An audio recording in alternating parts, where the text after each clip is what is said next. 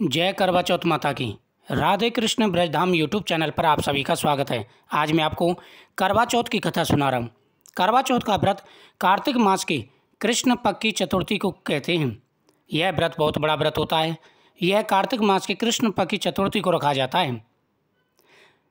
इस दिन 4 बजे के करीब मिट्टी के करवे पर मोली बांधकर रोली से एक सतिया बनाकर उस पर रोली से 13 बिंदियाँ लगाकर चंद्रमा को अर्घ्य देने के बाद जल भर करके चंद्रमा को अर्घ्य देते हैं। जिस लोटे से आप कथा सुनते हैं, कथा सुनते समय लोटे में जल भर के रखते हैं, उसी से अर्घ्य दे करके कथा का श्रवण किया जाता है। कहते हैं कि बिना कथा के श्रवण किए कथा का व्रत का पूर्ण फल प्राप्त नहीं होता।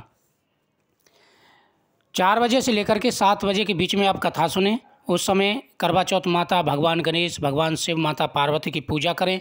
हाथ में गेहूं के दाने और पुष्प लेकर के इस कथा का श्रवण करें। एक साहूकार के 7 बेटे और एक बेटी थी, जो कि 7 भाइयों की लाडली बहन थी। 8 भाई बहन एक साथ बैठकर खाना खाते थे। कार्तिक की चौथ आने पर बहन ने करवा चौथ का व्रत रखा। जब 7 भाई खाना खाने आए तो उन्होंने बहन को भी खाना खाने के लिए बुलाया।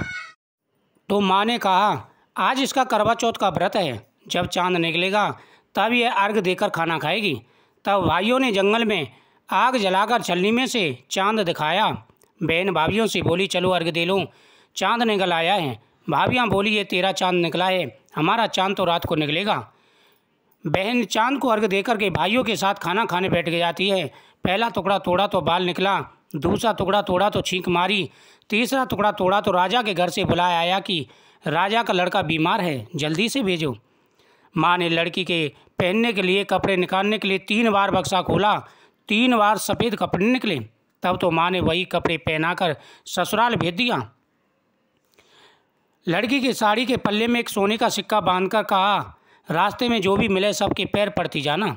जो तुझे सुहाग का आशीर्वाद दे उसे यह सिक्का देकर अपने पल्ले में गांठ लगा लेना।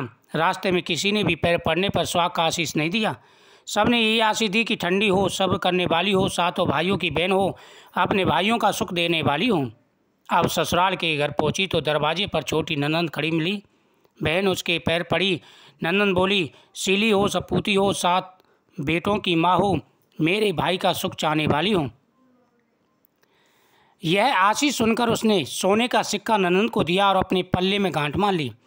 अंदर गई तो सासू ने कहा, ऊपर कोठरी है, वहाँ जाकर के बैठ जा। जब वह ऊपर गई तो उसने देखा कि उसका पति मर चुका है। अब वह उसे लेकर उसी कोठरी में पड़ी रही और सब उसकी सेवा करती रही। उसकी सास दासियों के हाथ बची कुची जो खाने पे थे, खाना बच जाता था, रोटी बच जाती थी, उसके लिए भेज देती। इस प्रकार उसे अपने पति की सेवा करते करते 1 साल हो गया।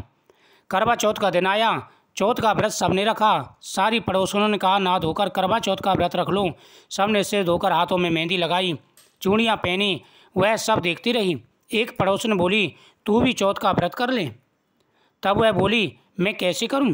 पड़ोसन बोली, देखो चौथ माता की कृपा से सब ठीक हो जाएगा। पड़ोसन के कहने पर बहू ने भी व्रत रखा। थोड़ी देर बाद करवे बेचने वाली आई। करवे लोरी करवे लो, भाइयों की प्यारी करवे लो, दिन में चांद उगवानी करवे लो, ज़्यादा भूख लगने वाली करवे लो। बहू ने आवाज़ लगाई, करवे वाली मुझे करवे दे जा। करवे वाली कहने लगी थी, मेरी दूसरी बहन आएगी, वो तुझे करवा देगी।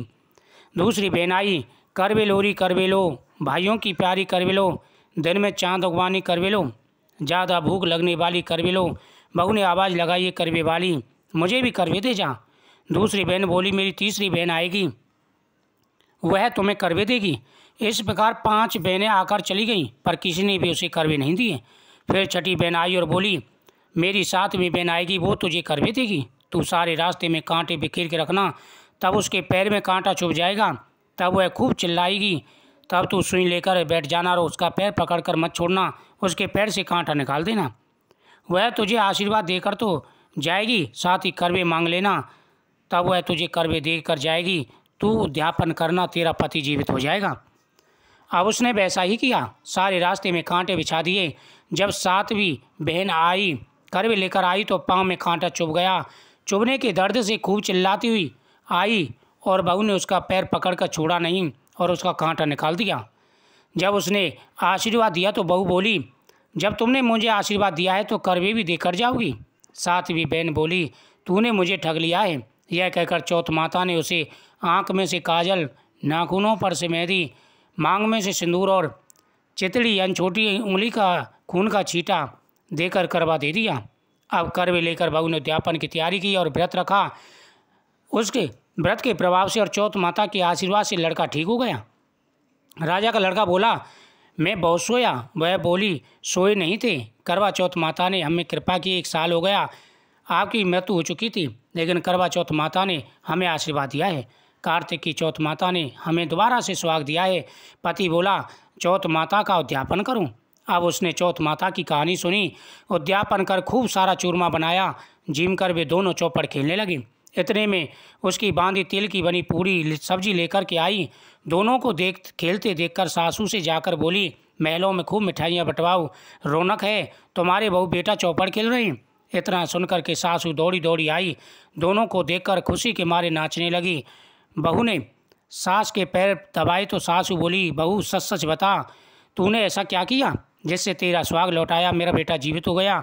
उसने सारा हाल अपनी सास को बताया तो राजा ने सारे दरबार में टिटोरा पिटवा दिया। अपने पति के जीवन के लिए सब बहनें करवा चौथ का व्रत रखें। पहली करवा चौथ को अपने पियर में जाके व्रत करें। हे चौथ माता, जैसे राजा के लड़के को जीवन दान दिया वैसे सभी को देना, मेरे पति को भी देना। कहते सुनते सब परिवार स्त्रियों को भी सुहाग देना। इसके बाद विनायक जी की कहानी जरूर सुनी जाती है, क्योंकि करवा चौथ का जो व्रत होता है यह चौथ माता और भगवान गणेश जी का व्रत होता है। प्राचीन समय की बात है, एक गांव में 2 माँ बेटी रहती थीं। सभी मेला देखने जा रहे थे। बेटी बोली कि माता मैं भी मेला देखने जाऊंगी।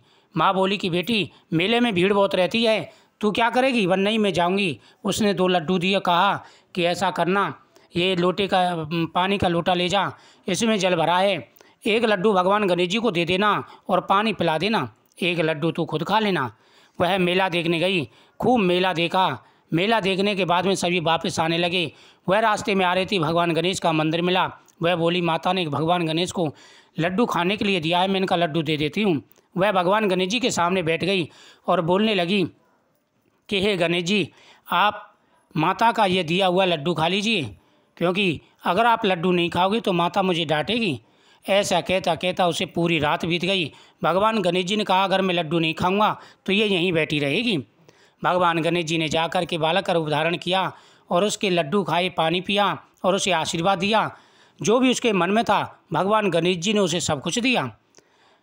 वह वापस आई। माता ने कहा कि बेटी तू अब तक कहाँ थी? उन्होंने कहा कि आपने गणेश भगवान को लड्डू खाने के लिए कहा था, मैंने उनको लड्डू खिला करके ही आई हूँ। माता ने कहा कोई बात नहीं है, खाना खा ले। माता ने समझा यह झूठ बोल रही है, लेकिन वो सच था। भगवान गणेश जी की कृपा से उसके घर में भरपूर धन आ गया। जो भी उसने मांगा था सब कुछ आ गया। सभी लोग अचंभा करने लगे। सभी ने उसका कारण पूछा तो सभी लोग करवा चौथ का व्रत करने लगे। और करवा चौथ की यह कहानी जरूर सुननी चाहिए। इससे हर प्रकार का सुख और